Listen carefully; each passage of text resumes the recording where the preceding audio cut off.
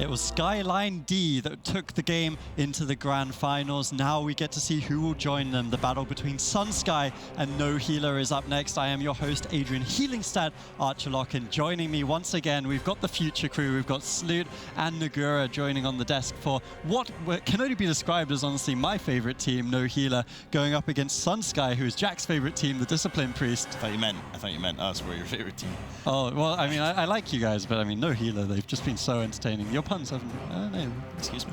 But anyways, we're going to be looking at that one. We'll be diving into that momentarily. First map, of course, will be Blackroot Hold once again, the tyrannical affix, something that's caused a little bit of, I would say, disjointedness on both of the teams so far. Also joined with the Grievous and the Bursting now.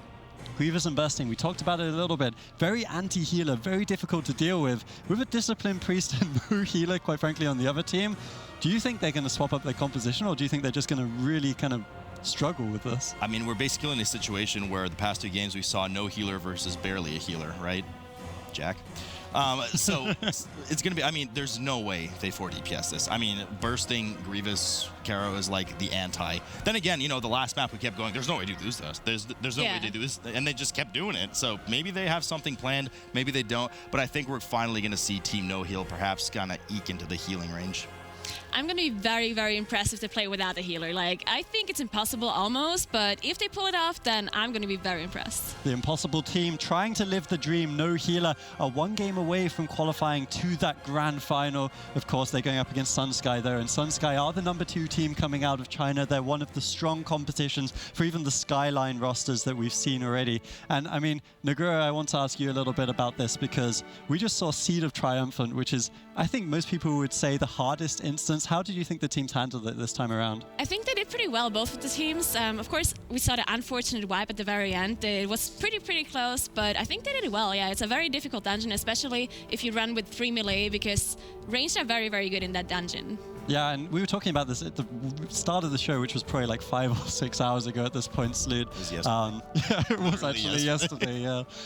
And one of the things we were saying is that one of the things that's very interesting is this affix lock-in.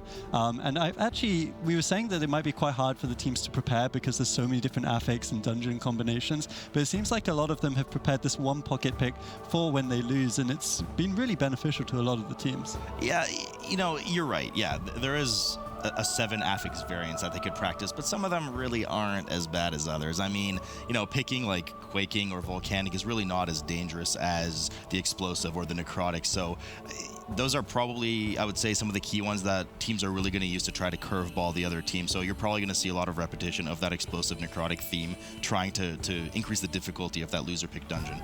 Yeah, and all these teams do want to stay in the upper bracket, of course. They need to get to that top 2. That's what they're all playing for, to get here to Columbus, Ohio, United States of America, that long trip flown for them by Blizzard. That's what all these teams want. If they can get in the top 2 here this weekend, they will achieve that for China, representing their region. But the thing that they really need to look for is how they can do that, because especially in the case of No Healer, we did a 22, now we're doing a 23. If they win this, they'll do a 24. So it's going to get very, very difficult for these guys, but we are ready to load up into the game right now. Blackroot Hold will be that first map once again. Tyrannical Grievous Bursting, and now we're looking to see what the compositions are from these guys. No healer, will they bring out a healer? And honestly, SunSky, will they bring out a healer as well? I actually just want to have a moment of silence to see exactly what these comps are going to be. There's no way they don't have a healer. But Kara, I mean, right off the bat, I think we're going to see. Okay, let's see. Oh, they did it. Okay.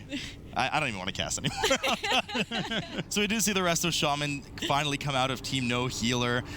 And as expected, of course, both teams right away are going to skip this trash and head over straight to the first boss. Yeah, they're going to have a slight advantage because they do have a rogue, so they can shroud. They don't have to use their Invis potion, so they don't have a cooldown of 10 minutes on their prolonged power or their damage potion. So they have a slight advantage here. Which is a pretty big deal. I mean, 10 minutes is a lot. Yes. That's like half the dungeon here, right? So, of course, we did discuss in the previous series, but for those just tuning in, the Amalgam of Souls, you know, a few major abilities to watch out for. There's a huge tank frontal, of course, that scythe that you see over on SunSky's team on the big screen right now, just twirling into position, of course, will knock players out of the way. And lastly, we will get those image spawns on the players, as we're seeing in the bottom of the screen there. Anybody who is in that kind of void zone when it explodes will be feared. And then, of course, at 50% Kuro, we will have those the boss go to the middle of the room and those spirits spawn on the sides. Yeah, I actually just noticed they have an arcane mage in this one team, which is very interesting because in this dungeon here, you can spell Steal a buff, and it increases your damage by quite a bit. We will see it later on when a DK, he uses an undead caster to spell Steal a buff, and it will increase his damage by a lot, and we will see the bosses melt later on. I believe it's the Arcanist, right? Once they got that increased cast from those Arcane Blasts, so that'll be a big advantage to them indeed. And, you know, just the Arcane Mage alone doing a ton of damage here in the meantime. Amalgam about to hit that 50% mark in just a moment. Now, we don't have that root that we saw earlier from the rest of Druids in the previous series that will be able to root some of those spirits on the outside in order to kind of halt this phase coming up and allow it to go into the 15% area. So we're going to see these teams definitely kill these spirits and probably force that phase 1 a bit faster. Yeah, we also see double melee from this one group with their Arcane Mage, which is interesting. I mean, we saw earlier that melee have a hard time, especially later on with the packs when there's archers with random shoots going out. Ranged players can outrange it, but melees have a hard time surviving in this dungeon in general. Now, they are keeping that one Restless Soul on their side. Now, I'm not 100% sure, but I think one of the souls might actually have leaked on Sunsky, which would make this AoE 100% harder. So we'll have to see exactly just how hard it hits in about 15%. Sunsky pulling well ahead. I mean, their single target damage is phenomenal compared over to NoHealer's side. In the meantime, I mean, even the damage from the Disc Priest, Jack, don't listen to this, but the damage from the Disc Priest as well, but also the Warlock's damage, at least on NoHealer's side, is substantially lower than the damage from the 3 DPS on Sunsky's side, Carol. So if they actually got one buff off, we can see that the soul is still alive. They keep gripping it back and forth so it doesn't actually reach the boss to delay the AoE as much as possible, as the boss does nothing at all in the middle. Now we'll see what happens. All right, okay, so everyone survived. Everyone almost died.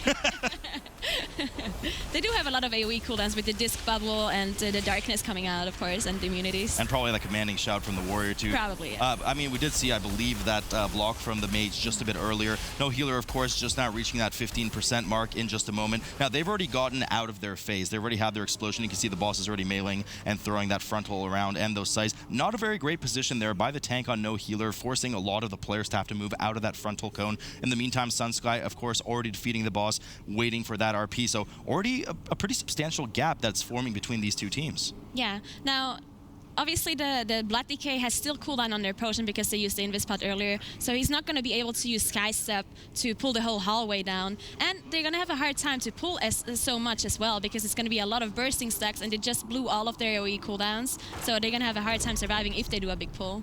And, you know, I would say definitely, well, actually, I don't know, with both teams, they're really not geared as well as some of the teams in the previous series to deal with a huge amount of bursting stacks. I mean, you know, you have that SLT coming in, but it's really not going to save everyone. We did see already the barrier go down from the Disc Priest now, so we know that's not available for at least another 2-point-something minutes. So we're going to have to see exactly what they do. They're all waiting downstairs now, so there definitely will be some kind of I'm bringing you the spiders pull coming up. Yeah, we can see the DK's out of range. He's going up and pulling all the small spiders down. He does not have Sky Step, as I said, so it's going to be harder for him to pull it off, but he seems to be doing just fine. Yeah, this is a rather peculiar pull. He's just kind of slowly kiting up by himself. The rest of the DPS are just hanging out downstairs. The Havoc Demon Hunter has come up with him in the meantime, likely to help with some of that Chaos Nova stun that we saw just a moment ago. In the meantime, more traditionally, NoHealer, all of them going up the stairwell to the spiders right now. The Havoc getting really low, 1% health, barely hangs on. Huge absorb, getting nuked onto him from that Disc Priest, barely hangs on to life. The rest of the DPS come up and join him. Yeah, there's actually a pretty big pull that they're doing here with the Spider, the Patrol, and the Pack. Not as big as Skyline D earlier. They pulled the whole room. That was an impressive pull that we saw from Skyline D. Yeah, so I mean, relatively safer, but you know, they did kind of do this whole spider pull up the stairs slowly, so I guess a bit of advantage to them there compared to the previous series that we did see. NoHealer just now kind of moving up the stairwell just around the corner from where our Absorber is just closely following them. Now, we do know, Caro, that there's a ton of dangerous trash here, right? We have the scouts with their AoE. We have the archers that shoot arrows randomly and you'll just all of a sudden, hey, I'm dead, that's great. And then of course we have those commanders, the champions rather, that is really important to interrupt their frontal cast, otherwise they will cast that rallying cry on their group. Yeah, we can see they're trying to delay the cast from the champion as much as possible with displacements or blanket silences. We can see, well, we can't really see because an Arcane Mage does need to have, like, he needs to be in melee to do the most damage, right? So usually range would go further away because you can outrange the shoot and you can outrange the knife dance and pretty much every ability. You can also line of sight. So this is the trash that we were alluding to earlier that is important to keep an eye on for the mage, right? Because this is where the Arcanists will gain their buffs. Now there's an Arcanist. There was one in this pack. It's dead now. There will be one. Actually, did they MC? Oh, no, it's still MC. It's still MC. Okay, so the Arcanist is with them right now. You can see it just next to the DK there. It's casting right now. They're buffing it up, and then they're going to release it and let that mage spell steal and gain a huge amount of stacks, after which I will assume they're going to kind of pull that entire hall and just decimate it. Yes, you can see the mage keeps drinking because we have the Fish Feast, which regens the mana very, very fast, because spell stealing actually costs a lot of mana, so they need to release to get out of combat, and he keeps drinking and keeps spell stealing the buff. Yep, so we're going to expect to see the meters absolutely rocked by the Arcane Mage in a moment. In the meantime, still kind of slowly working up the stairs. We do have Team No Heal taking it nice and slow, but, you know, no deaths from either side right now. They're still just a bit behind Trash, and they're kind of haven't really managed to kind of close this gap that formed on the first boss just yet. And it looks like Sunsky is just about getting ready to go. They're going to interrupt that last Arcane Blast. Actually, no, they're not. They're going to let it cast, likely spell steal one more time, and here comes the big damage. Yeah, it's important to note that usually Blood DK would enslave the cat instead of the Arcanist, but he's taking... Oh my god! The Arcane Mage... So, the Arcane Mage has single-handedly disintegrated the entire pack in the area, and I believe the buff carries... Yeah, look at that chunking on Shamalama Ding Dong. I mean, oh my god. So the buff does carry over, which is why they kept the mob in the back, so they can keep spell stealing that stack. Ridiculous amount of damage coming in. This whole hall has been single-handedly decimated by the Arcane Mage. Everything just got deleted. So they're still slowly working up here. Of course, in the meantime, the Rogue does dip quite low. How do you think they're going to catch up to this? I think it's going to be very, very difficult to catch up because they're just behind damage-wise, and they're also doing a lot slower pulls compared to the other team because there are no deaths and no wipes and nothing at all. So they're just like straight up slower when it comes to pulls and damage. Yeah, but it's just one of those things, you know. We do know players at home often do keep a kind of a second monitor open with the tournament to have an idea of where the other team is. So I mean, at this point, they got to kind of feel that heat under their butt. You know, they're going to need to maybe pull outside of their comfort zone to start catching up because this Arcane Mage just, I mean, rock the house there. Now they're moving to this last pack consisting of 1 champion, 2 archers that they'll pretty quickly deal with, and of course then we'll move over to the second boss, Ilisana. Yeah, so it does take a little bit of time for the mage to actually stack up his buff, and everyone needs to wait for it. So it does cost a little bit of time, but obviously, as we saw earlier, it's definitely worth it. They're probably going to do it again for the next boss, and we're going to see the boss melt. Yeah, they did carry it over. I'm pretty sure. Yep, there it is, just on the side. So the Risen Arcanist is along with them. They are all the best of buddies for now. We'll see exactly how it turns out on the boss, but I'm excited. I don't know about you, but I'm excited to see those numbers. So can you tell, what are we expecting on this next boss? You want to tell us a bit about it? Yeah, so the next boss has 2 important abilities in the first phase, which is the Fell Rush at first. It targets 3 random people, and it charges to all 3 of them and leaves behind a trail. So there's one strategy that most people do where you go really close to the boss and you form a triangle around the boss, and then you all move together at the same time. Because if you don't move instantly, then you get a tick from the Fell Blaze trail on the ground, and it actually takes a lot of damage on Tyrannical especially. Then there's one more ability called a Glaive that gets thrown to a random ranged player. You can actually dodge it, so a Druid, for example, can go bear form as a 20% chance on dodging it. Well, of course a Druid can do it. Hunters can do it as well. But yeah. And a mage does a lot of I would damage. assume. Yeah. So right now we are in Operation Buff the Arcane Mage on Team Sunsky in the meantime. And, you know, just falling further and further behind. No healer again. Nice clean play, but nice and safe. 1 pack at a time. Are they dealing with... yeah, they're dealing with the commander right now. So they've now opened up the gate, and now they're moving to that commander 2 archer pack. But let's have a look here on what exactly is going to happen to Ilisana. Oh my god. What is going on right now? I'm not even sure at this rate if she's going to reach her second phase. We'll have to keep an eye on this. We do have the we do have the ice block come out of the mage there to immune that brutal glaive that goes out, as you said earlier. Ilisana absolutely melting. You know, the Warriors pretty close to the mage's damage, I would say right now. Very close. Yeah. Yes, very close. So Ilisana down to 25%. So are they just going to drape this mob through the entire instance? I would assume so at this point. I mean, they're the best of buddies. Finally, we enter the second phase. Ilisana already at 20%. Yeah, it's a little bit risky to do because if they do something wrong and they can't enslave the mob anymore, then the whole strategy is gone. But they're doing really well so far, and they still have the mob, so it's looking good. But, you know, the whole strategy is gone, but we saw that the Arcane Mage can kind of hold their own anyways before that point. You know, they did really good damage on the first boss. I mean, it's just insane. Ilisana about to go down here already. We don't even need to talk about the second phase anymore. Down they go. They're going to go up the boulder stairs in just a moment. And in the meantime, I mean... you know, Team NoHealer just, they're doing their best. They got the cat enslaved by the blood DK just to make sure we don't have a lot of that cleave bleed damage on the group, but they'll be starting Ilisana in the meantime. So now, I mean, if they're keeping that Arcanist, they're probably going to pull the entire hull here, and it's just going to melt again. It's going to be interesting if they do, because there's going to be a lot of bursting stacks, so they need to survive somehow, because if the DK dies, then his mob is also gone. So they need to make sure to not die. And we did see that block come up from the mage already, and here we go. We're doing Operation Charge the Arcane Mage yet again. We'll tune back in there in about 20 seconds, and I assume, you know, don't blink too many times, because if you do, you might miss it, and they might be on the last boss already. Team NoHealer, of course, just now having pulled Ilisana at 80%, we'll keep an eye on it. But right now, I mean, I'm not going to lie, there's nothing too exciting going on, but I'm quivering in anticipation about what's about to happen with this Arcane Mage. I mean, we're going to see probably the whole hallway. I mean, I'm pretty sure at this point they're going to go through and pull everything. Oh god, here it goes. Yep. There's the Sky Step, so they go around picking up all of the Blade Lords, of course. Now, it is really dangerous, though. There's a lot of damage going out here, and especially on the tank with that brutal assault. You got to make sure you're interrupting it at the right time, which is after the cast during the beginning of the channel. Here we go, Operation Arcane Mage. Actually, everybody, though. Jesus. Yeah. They also used Bloodlust here.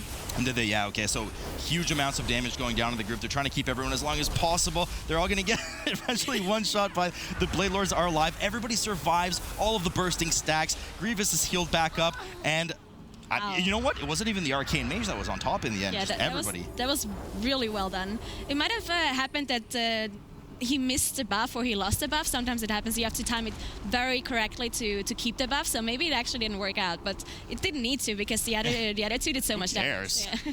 They carried anyway. So now we see the Disc Priest, of course, running to the top of the steps. Only once the first player reaches the top of the steps will these boulders stop and, you know, not run any players over, such as Rich himself. Once they get to the top here. Now, there's a few different ways, Nagura, that teams do this kind of gauntlet. You know, a lot of teams kind of pull everything into the boss room. We did see the previous two teams they did pull everything, but they kind of stopped in that hallway where the bats were caving in so that they can pull some of the bats over to the boss. And of course, some teams play it safe. They do, you know, maybe 2 pulls. So what do you think we're going to see here? I mean, with Sunsky, we're definitely going to see the whole pull, as the mage is already charging up his buff. It is a little bit risky to pull everything, especially because of the sick bats that fixates random players. And they do have 2 melees. He knows he doesn't have anything to do right now, so here we go, though, as you were saying. Okay, so they're going up with Sky Step Potion. They're probably pulling everything into the boss room. You know what? Maybe they pull the boss too. Is anybody really going to benefit from that? I guess maybe the Arcane. No, it looks like they stopped exactly what the other 2 teams did. So we're going to see some big damage coming out of everybody again. Everybody's CDs are probably back, or most of their CDs are probably, well, we know the Warriors are. They have very short CDs. Most of these CDs are back up. The mobs just melt. I mean, it's not even impressive anymore. They just do it to everything. Everything burns down. They're going to pick up the last bit of bats coming up. A couple of sick bat debuffs going out, but there's only 3 bats, so it's no problem for the healer to just heal through. They'll be going over into Smash Spite's room in just a moment. And I mean, you know, checking in on NoHealer, you know, they're doing well too. They're taking it nice and safe. They just now finished the second boss.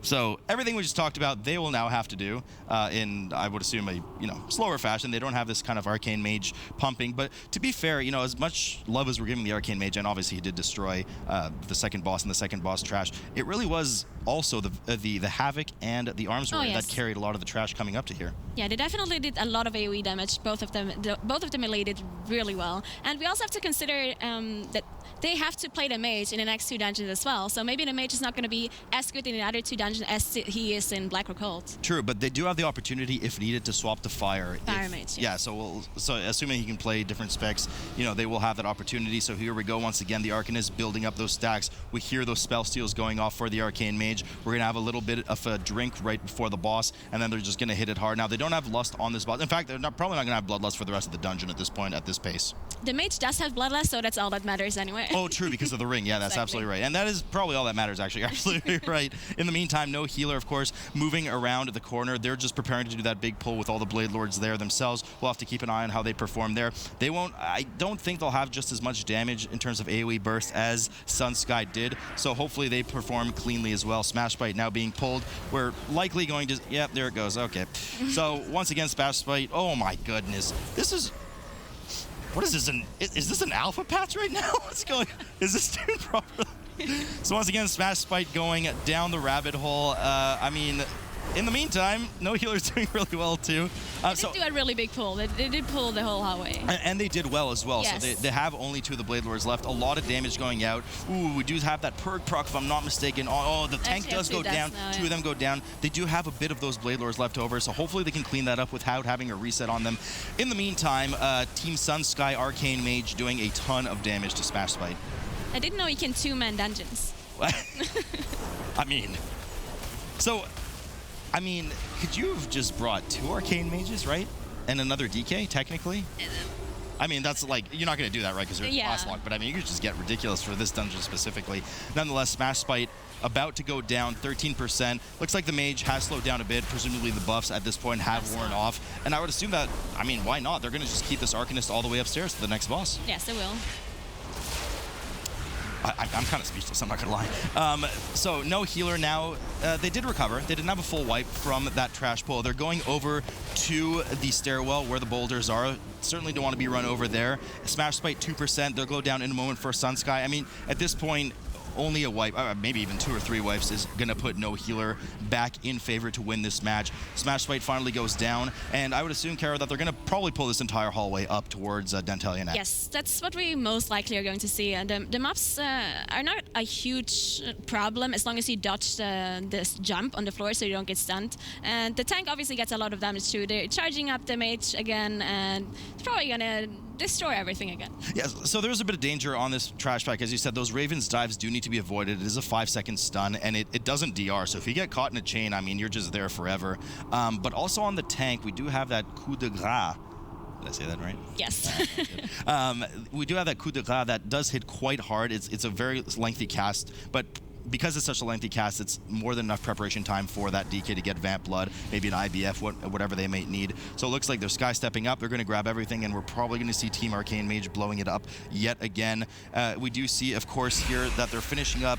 Oh, see, they did actually do a safer pull, NoHealer. We talked about that kind of the gauntlet pull. So they did manage to actually pull only one of the Dominators, and then I think they're going to pull everything else up to the boss. All right. The warrior actually died, but he did all his damage already, so I guess it wasn't a big deal. They're going to finish this off without problems, and it's going to be fun. They got to be careful with the bursting slugs, though. Yeah, true. And the Arcane Mage actually didn't do as much as I thought there. Yeah. I'm not really sure. Arcane Mages don't do a lot of AoE in general compared to like a Fire Mage or something. Well, I mean, we did see that second trash before the second boss where he absolutely decimated the entire hall by himself. So I'm not really sure what the difference there and now is between perhaps maybe he didn't get enough stacks or maybe he got stunned too, actually. Could have been anything. We are moving on to the last boss. So we do have 2 phases in this boss. So why don't you tell us a bit about this one? Okay, so in the first phase, you have a random AoE going through the room that you need to dodge. Then you have the blades that target random players that also, like, you need to position yourself properly so the blade doesn't go through the whole room because they persist for quite a long time. And then as we go into phase 2 where the actual boss spawns, there's 2 abilities that are pretty important. One is a Shadow Bolt Volley that hits the whole group. And then there's swarms that get attached to players that stun you for a short duration and also do a lot of damage, especially on Tyrannical. And then the very important thing is that there's a buff that gets applied to the whole group after the first Shadow Bolt Volley that increases your HP, your damage done, and your healing. So if someone dies to the very first Shadow Bolt Volley before you have the buff, then you need to rest him immediately, because if you rest him afterwards, then you won't have the buff, and then you're gonna die to every volley.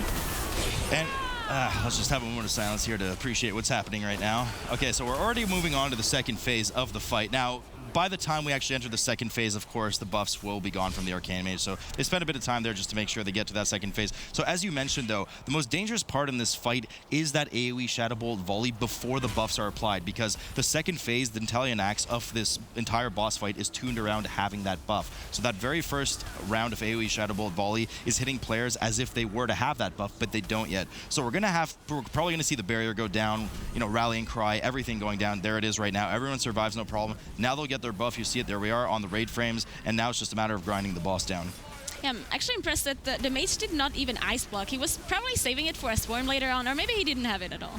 Yeah, it's possible, but I mean, yeah. He dropped really low. He dropped pretty low. I guess, you know, they probably practiced this a lot, knowing that it was one of the set dungeons, so I guess they knew exactly what they were in for. In the meantime, of course, NoHealer, not to ignore them, of course, they are working on Smash Spite quite well. It's gone quite smooth for them, but they have taken it way too slowly and way too safely. But, you know, that is to say, I mean, they played so much with this Arcane Mage, Sunsky did, that even if NoHealer were to pull more risky, I mean, how much riskier would they need to pull to even catch up to this? Yeah. Would they even be able to? Yeah, I think NoHeal probably practiced a lot for their 4 DPS comp in the first round, and maybe their shaman is just not too comfortable in his Rest Shaman to pull or to do as big pulls as Sunsky did.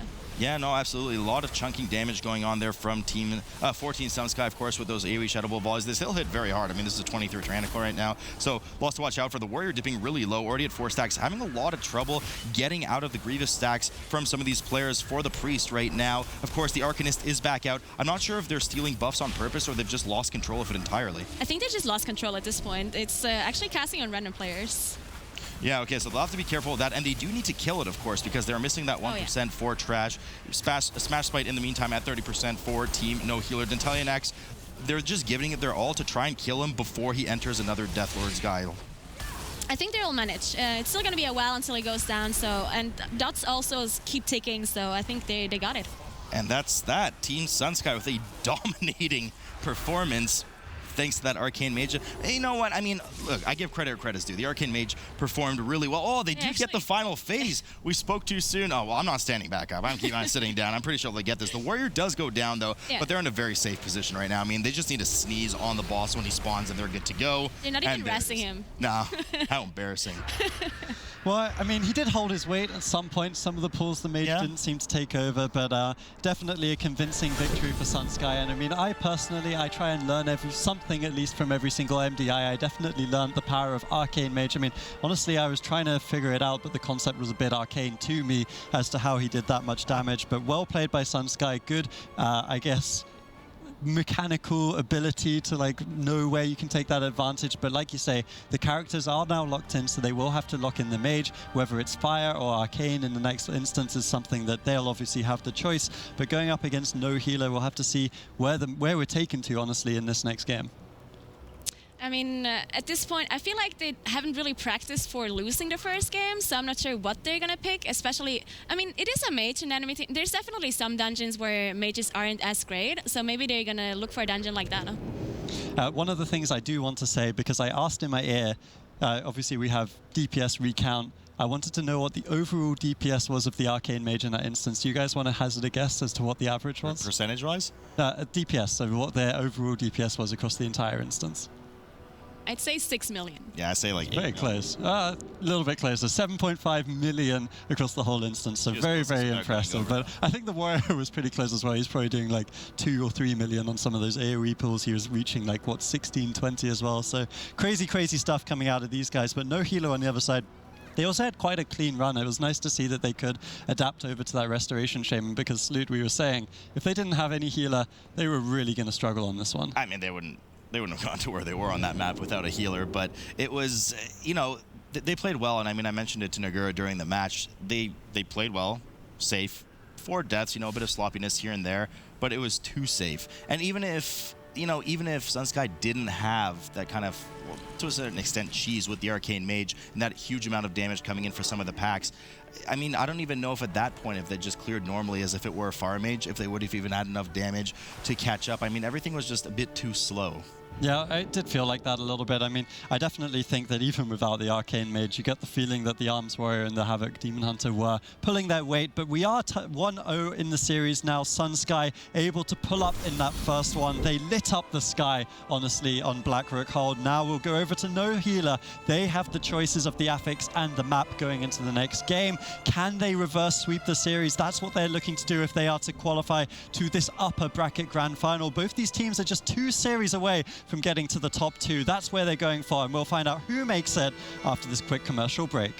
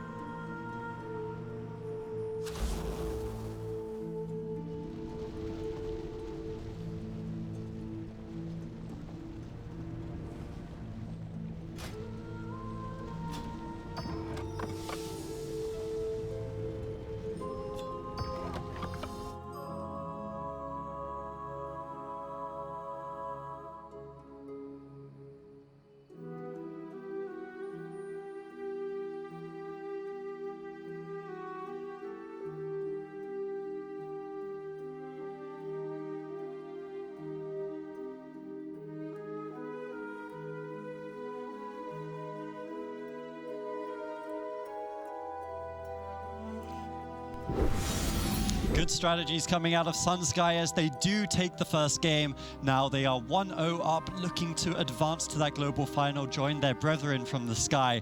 That's, of course, Skyline D, who are the #1 seed. It would actually be #1 versus #2, which is quite fitting, something that you do expect these brackets to play out.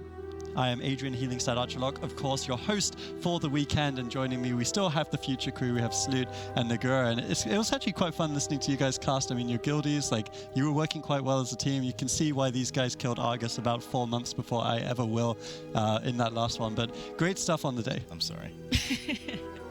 You're throwing me off my game now. I don't know. I was saying something really interesting, but we do have the map choice. Arcane Mage. Oh, yes, I was going to say Magic Stat. Magic Stat, Healing Stats Mage. Could be really good in that instance if you ever need a mage for. Absolutely not. I saw that coming, guys, don't worry. I was ready for the rejection, but I'm going to swiftly move it on with a quick plug to Cathedral of Eternal Night, which is where we're heading. NoHealer have locked that one in. Now, of course, last year, I really liked watching Cathedral of Eternal Night because we saw a very similar strategy of the mind control coming out of the Warlock. It's obviously something that's been changed now. You can't do that anymore. So we're not expecting Sunsky to come up with something like that. But on the flip side, they are having, of course, the affixes of Fortified Sanguine, and they're bringing in Explosive as the third one, NoHealer. How do you think Sunsky will fare against this, Nagura? I think both teams have a good chance in this dungeon. I don't think either lineup is very bad for Cathedral. I think they might have some special pulls going on, though, because they did pick the dungeon. And Explosive is a very interesting affix to pick because it is pretty difficult to deal with. So it's going to be interesting to see. Yeah, and I mean, Explosive actually, I guess it's kind of difficult for both the healers because normally you want your healers or your tanks dealing with that so your DPS don't have to. I mean, unless it's a Warlock, which seems to get some benefit from it in terms of soul shards, right? But all the other teams, they want their healers and DPS, the DPS to not have to focus on these, but you got a Discipline Priest on one side, you got a Restoration Shaman on the other. Neither of these are particularly good for dealing with it, Sloot. But Blood DKs are. Blood DKs are probably one of the better tanks for dealing with it. You know, they can get that Heart Strike cleave off of it too. They can get a quick Death Strike on it. I mean, is it ideal? No. Is that ideal for anyone to deal with orbs? No, of course not. But there is a bit of help from those Blood DKs to kind of, you know, make up for the lack of the Holy Paladin, or I suppose the Resto Druid as well.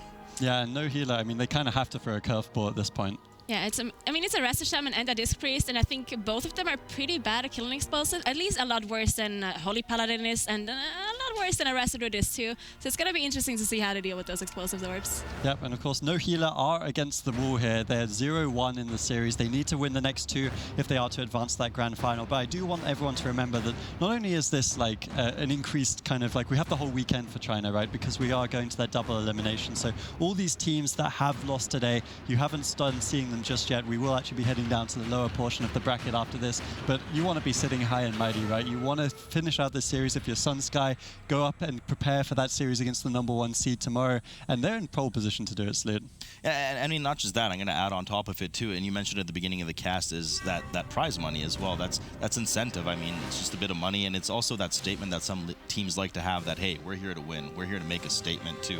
We want that top seed. We don't even know who we're playing yet, but we want that top seed. Yeah, you do want to get the top seed from your region. It's something we saw teams really hungry to fight for last year. And hey, with double the prize pool and a free trip to America, I guess if you're coming from China especially, you really want to get that long flight over, get over here, play on the stage, represent yourself, your brand. Because I mean, personally for me, like I watch a lot of the streamers, but a lot of these guys I certainly have never heard of. I think Sowers is the only person who seems to just know everyone by heart. He knows that warrior, was it TJ?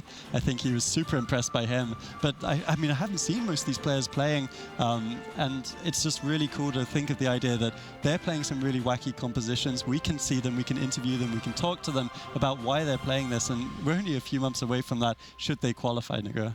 Yeah, it's going to be very interesting to see, especially because I feel like it's very difficult to communicate with China teams because you know, we don't speak the same language. So especially in PvE as well, in raids and so on, it's very hard. It's interesting to see what comps they pull out and what secret strats they have, because EU and NA kind of have similar strats when it comes to dungeons and raids, but then we see something that China does. Oh, this is interesting, right? And we want to do that as well. And maybe it's time we start considering them into those rivalries, especially based on the fact that Free Marcy were able to take the MDI last year. Maybe China can do something this year, upset the odds a little bit, but we are ready to head into Cathedral of Eternal Night now. I think this is something that's very cool. We've seen every single dungeon, basically a new dungeon every single time locked out from these teams, but we are ready to take it away. Discipline Priest versus an Elemental Shaman. Ooh la la.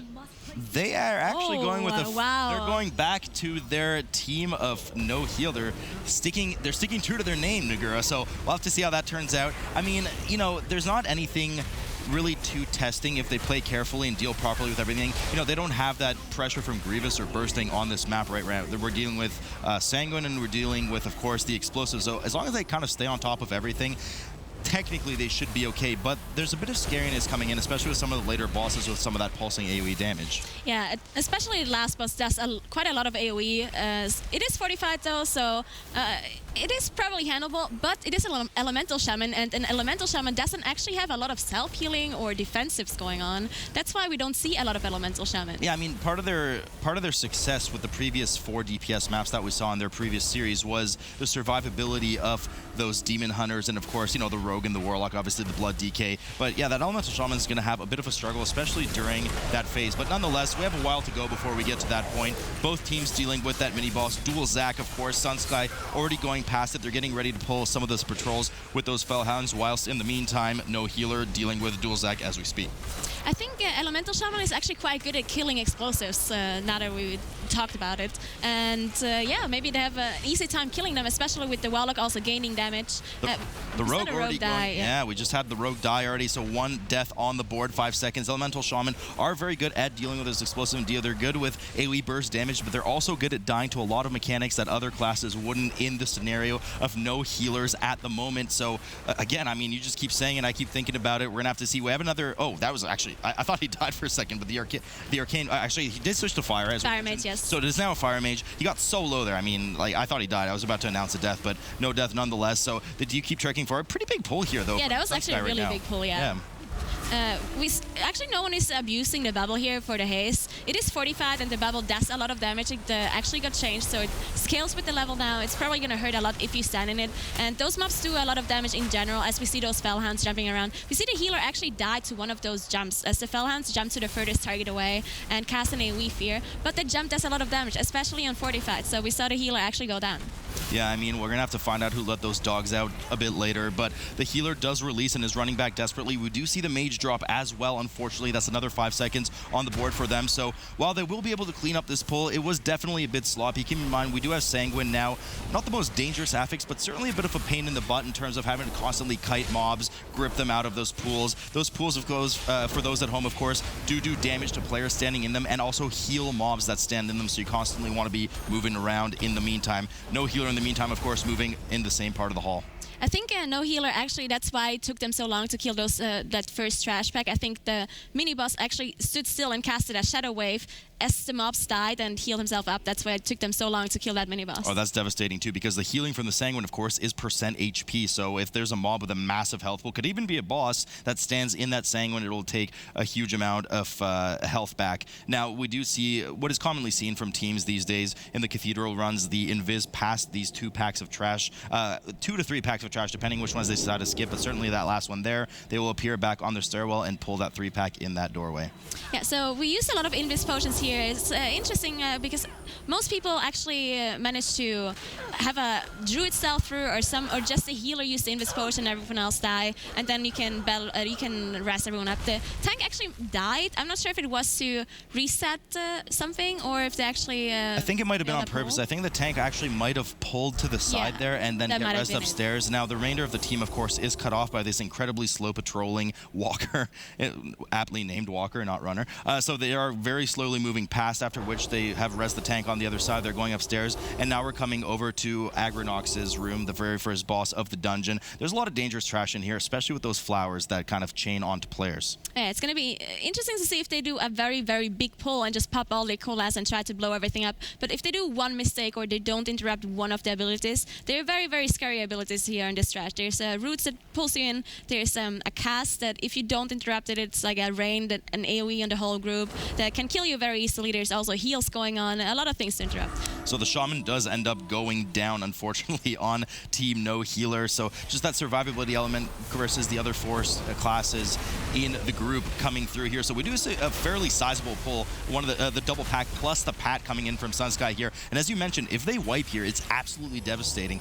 There's no checkpoint yet. They'd have to go all the way back to the beginning of the dungeon, and they already invis past the trash, so they'd have to pull the trash. The first checkpoint comes in after you kill this first boss. Exactly. You see, NoHealer is actually going quite a bit slower than the other team. Now I'm wondering, as we saw the other team invis through one pack and then actually have the tank die, I wonder why they didn't just have everyone die and had the healer invis through and rest him on top.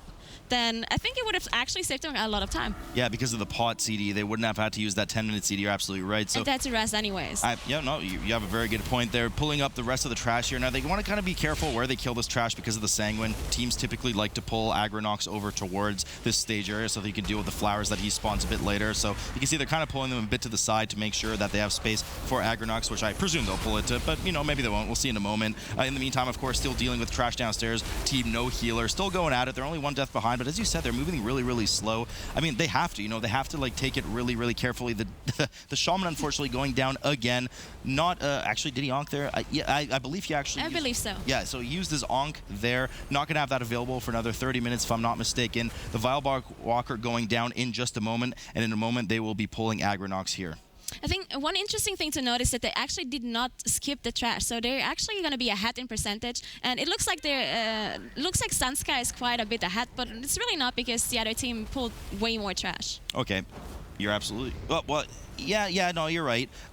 They still have to deal with the upstairs trash, Exactly. so that they will eventually catch up, absolutely. They just don't have the same... I mean, they can't do a lot of these tricks where you kind of, you know, the tank pulls it out of the way. A DPS is likely to die if there's not a healer there to save them, so they definitely have to play a bit tighter. In the meantime, of course, Agronox has been aggroed at the top of the screen for you, of course, with Sunsky, our resident tree boss in the dungeon. Now, I'm going to go out on a limb here and assume that they pulled the boss to where he is in order to kind of get all the flowers within range, because they do spawn on either side of the room here. We have 2 sets of 5 flowers that spawn. They do fixate the players, and if they reach the players, pop, they're going to kill them on the spot. So you want to make sure that you're ranged usually, and you're no stranger to this, is the one killing the flowers. Yeah, we only have one ranged in Sunsky, so he's going to have to deal with most of them. They can grip them together, stun them, and nuke them down as well, but they got to be very careful with that grip so none of the melee players actually gets hit.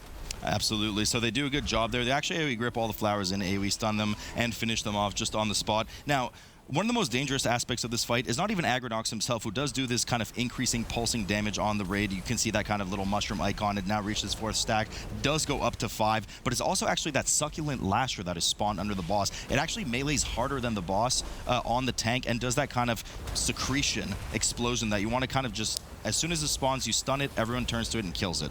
Yeah, it keeps casting this one ability that you need to to have a displacement to interrupt it, and usually you want to have a rotation of stuns or typhoons or knockbacks to interrupt it so the tank doesn't die.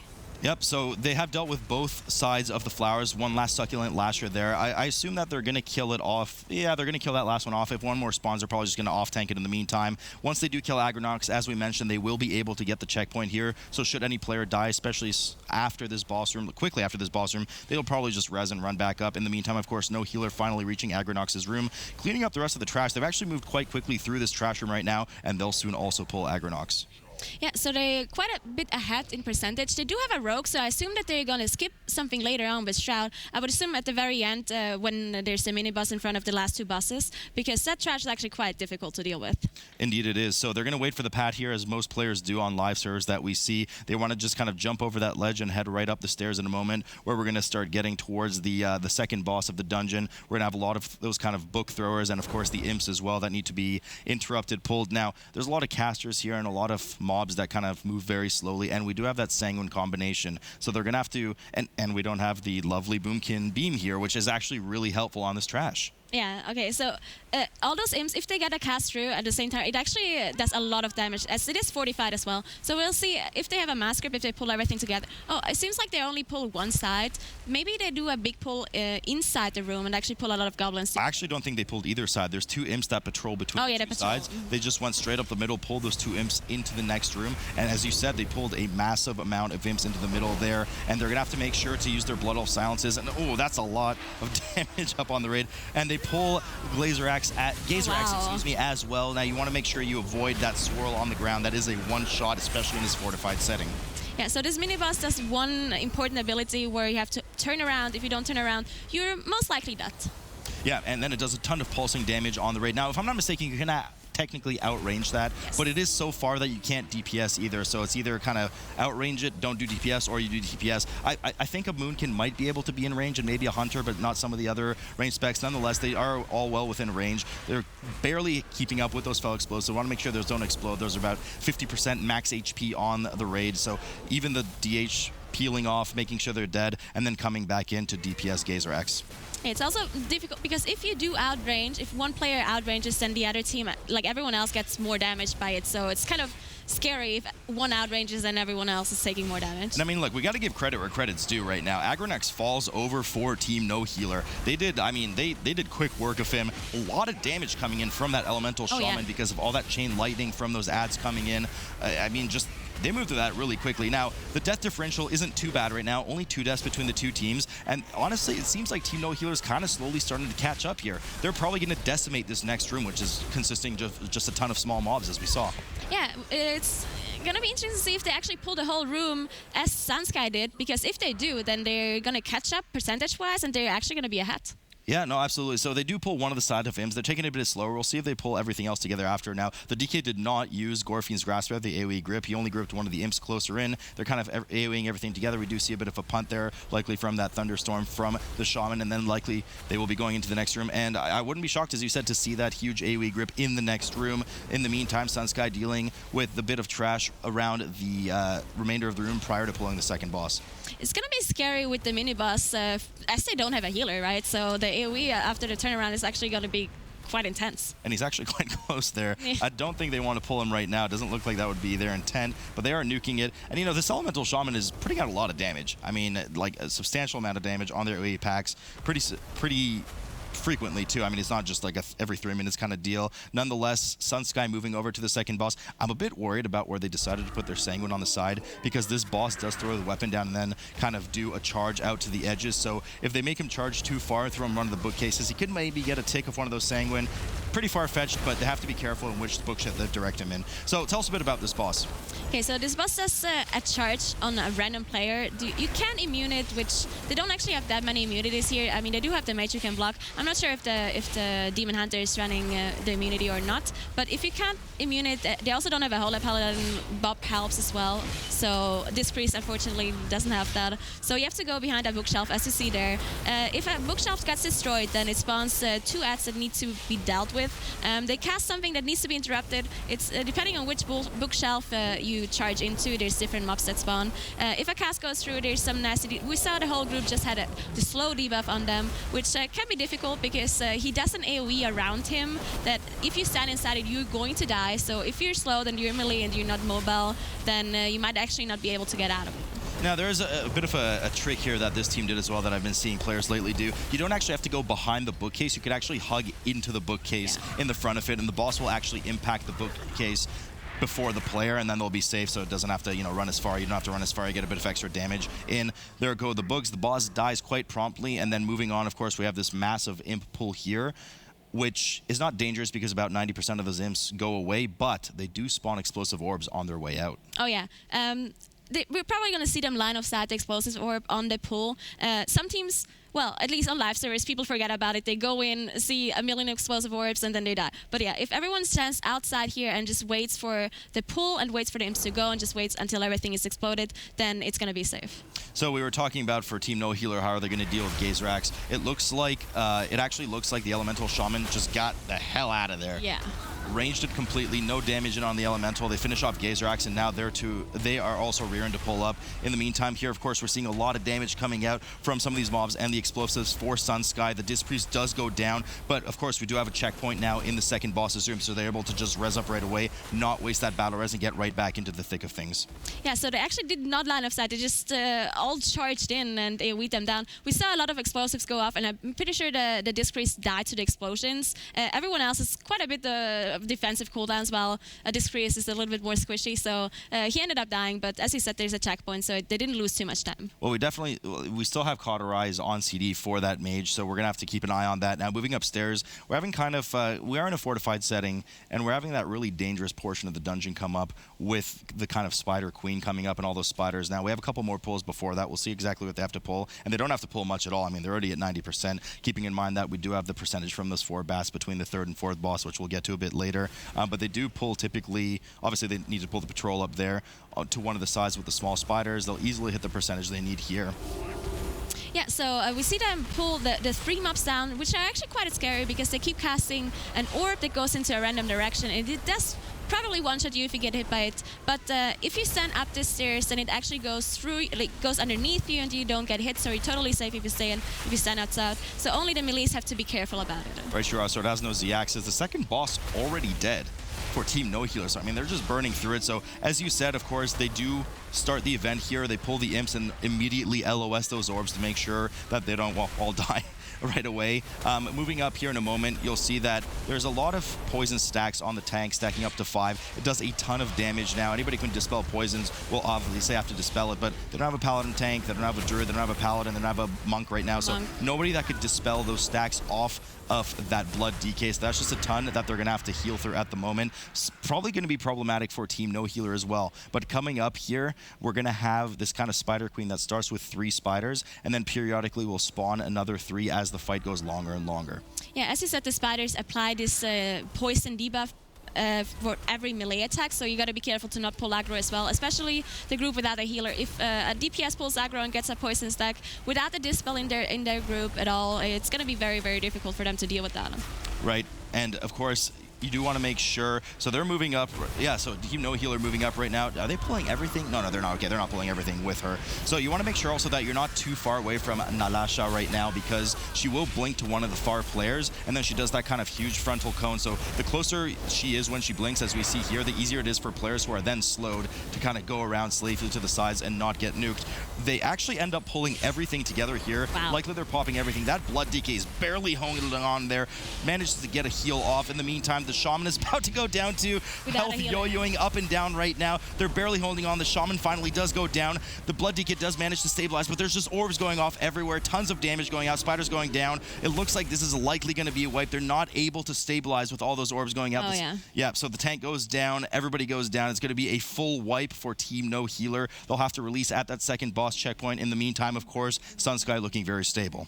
Yeah, I wonder if this was actually an intentional pull, or if they realized that they're behind and that they have to risk something. But this looked like a crazy pull, especially without a healer. I feel like the Shaman actually pulled aggro, maybe he damaged a little bit too early and had a poison stack because he kept ticking down until he eventually died. It did look a bit weird because they kind of pulled the spiders on the bridge first and then like DPS them for a bit and then pulled like Nalasha. So it might have been an accident. The DK getting so low already again, dies again. Of course, I'm not. They actually do have the battle res available, but they opt not to use it at the moment. They're not managing to kill everything.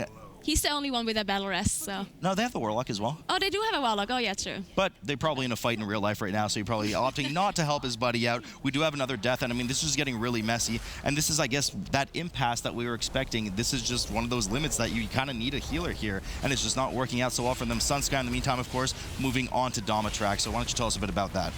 Okay, so whenever the boss reaches 90% HP, he spawns 2 portals. The portals do have a cast, and you need to kill the portal before the cast goes through. It spawns the very 2 portals. They spawn imps outside, and you need to kill the imps or interrupt them because they cast a firebolt on random players. It does quite a lot of damage. Then the boss has a big AoE ability that he casts right now, where everyone needs to hide inside the shield. That reduces damage taken and damage done. So you don't want to stand inside the shield all the time. The boss also casts a cleave that the tank needs to not pull into the shield because it actually removes HP off the shield.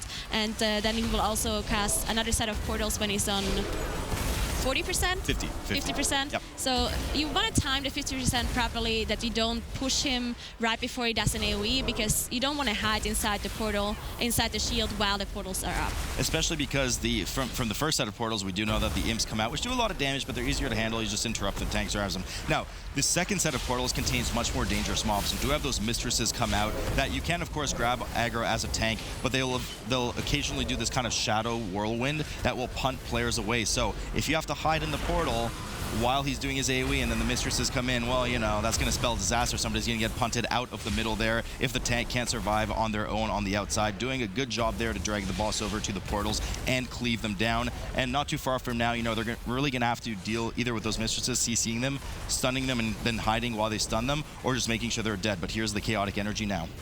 Yeah, we see the other team is still struggling on the same pool. They died quite a few times now. They have 19 deaths. I think it's just that pool that is it's just too difficult for them without a healer. I mean, it's just...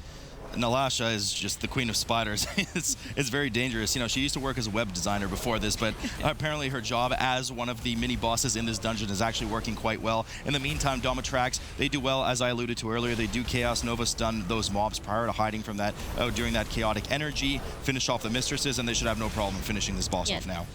No problem at all. They also, they're going to be 4 bats after this boss that they kill will finish their percentage, their trash percentage, and then they're into the last boss. And as I said, the last boss does quite a lot of AoE damage, but they do have a healer, and it is fortified, so in theory, they shouldn't have problems with it. Do you think Disc Priest suffers on that boss a bit, especially in the second phase with some of those mobs that... I know Jack's not here to comment on this right now, but perhaps not... I mean, I would say maybe a Resto Druid would be perhaps a stronger choice in that second phase, at least from what I see teams play. But again, in general, Disc Priest is pretty atypical, but you know what? And this is what we talk about China region all the time. They have some really atypical picks that we're not used to seeing in, you know, the NA and EU region, but they just make it work so well. I think Team NoHealer actually managed to get the trash down in the mini boss, and they're gonna, well, they're still pretty far behind. They're one whole boss behind, and they still need a little bit of trash, so it's gonna be difficult for them. I won't mention the 17 death differential if you don't, so we'll have to focus on that one later. But now, of course, the group of 4 bats coming down in the moment for Sunsky. They clean it up, no problem, and then we will, in a moment, see the last boss, Mephistroth, that will spawn in just a moment. And as you said, he has an energy bar. Once it reaches 100% energy, he will disappear into the shadows, and occasionally he will spawn images of himself, which will shoot shadow bolts at Illidan in the middle of the room. The tank, of course, is the one responsible for protecting Illidan in the meantime. But it actually seems like the mage has the shield buff at the moment. Not sure on that one. We'll have to keep an eye on it. Yeah. I've never seen DPS do it. That would be weird, yes. That would be weird. I've never seen that before. You can actually drop the shield during the fight, so maybe they're just going to do it later. I'm not sure. Maybe. I wonder if you can use the shield for some of the abilities in the first phase. Nonetheless, we'll see in a moment. But before that first phase, there are some other abilities we have to watch out for in the first phase. Yeah, so there's those broken windows that we see where bats are flying through that spawn swirlies on the ground that you do need to dodge. We see the big ability here, the ability that spawns 2 big circles that get applied to 2 random ranged players. You have to spawn them outside, and once they do spawn, they actually do quite a bit of AoE damage to the whole group that needs to be healed up. It is fortified, so we didn't see them drop very, very low, but it is something to heal. And there's also a splash damage going out on random players, so everyone needs to be spread out. If you stand too close to each other, then you will damage each other. Of course, and the tank also gets that kind of frontal carrion swarm that does leave a permanent pool on the ground. The effects on the ground really don't damage too hard. It's the frontal itself that does, so the tanks often layer it over each other as to avoid taking up too much space in the area. Now we do start this phase, and we'll have to keep an eye on exactly who is using. So Illidan gets hit right there. They do trade the shield off to the Blood DK, but way too late. So every time one of these orbs connects with Illidan, it extends this phase by about 4 seconds. And the longer the phase goes on, the higher the damage stacks on the group, and the harder it is to get out of the phase. Now, you don't have to technically kill these images, but the more images there are, the more balls that are going out, and it's quite hard for the tank to juggle all these balls. Yeah, so in theory here, as a DPS, you want to kill one side of us. As they spawn randomly, those shadowy apparition, the healer actually died. They do have 2 battle rests, so they should get him up here. Hopefully they can recover. The problem is the only battle rest was actually the DK, so he was in the middle of defending, so it was kind of sketchy. They pulled it off, but he had to res on top of defending, so it could have gone bad there. But they managed to recover. No one else died. It seems to be that everything is well. So in the other group, we actually see them wipe on the boss. Wow. Okay, so they're actually struggling a lot in this dungeon now. That is quite a parade of bad guys coming in. 27 deaths over for Team NoHealer. It looks like Team NoHealer will be going likely down to the lower bracket later, and we'll have to perhaps reassess some of their plans on these dungeons. Team Sunsky looking like a nice dominant win. You know, they didn't have the fully cleanest run either. I mean, they have 6 deaths on the board, but nonetheless, it was clean enough. And keep in mind, it wasn't their map pick. Yeah, it's. I'm still wondering exactly what the plan was of NoHealer here. I still feel like they wanted to do this very, very big pull where they ended up wiping. Maybe they just had a strategy that didn't work out, and then once it didn't work, everything just fell apart, and their whole plan was out of the window. Right, you are. So Sunsky is going to take the sweep on the series, showing why they deserve that second place seed, and here we are. Yep, Sunsky with an impressive display once again. The #2 seed from China winning 2-0. I think that's actually 2-0s in both sides